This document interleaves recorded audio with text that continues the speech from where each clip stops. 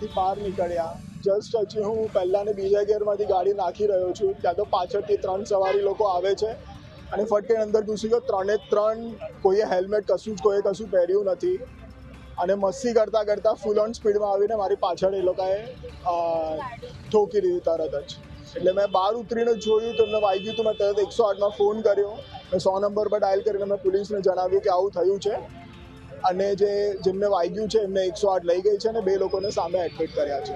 હું ને મારા હસબન્ડ વિસ્તારમાં અમે આવ્યા હતા, ત્યાંથી હજી જસ્ટ પાર્કિંગમાં અહીંયા જ છે. કાર કાઢીને હજી જસ્ટ આગળ આવીએ છીએ અમે, ત્યાં તો પાછળથી ધડાકાભેર અમને અવાજ આવ્યો અને અમે પણ અંદર હચમચી ગયા છીએ કે ભાઈ આ શું થયું. તો બહાર આવીને જોયું તો છોકરાઓને વાગ્યું હતું. એટલે મારા હસબન્ડે 108ને પણ ફોન કર્યો, 100 નંબરને પણ ફોન કર્યો અને હજી 108 લઈ ગયા છે છોકરાઓને. અને બીજા 2 છોકરા 3 સવારી હતી, 3એ મસ્તી કરતા આવતા હતા એવું કહેવું છે. અમારું તો એટલું ધ્યાન નહીં હોય પણ આંટીને એમનું બી એ જ કહેવું છે કે ભાઈ ફૂલ સ્પીડમાં આવે છે.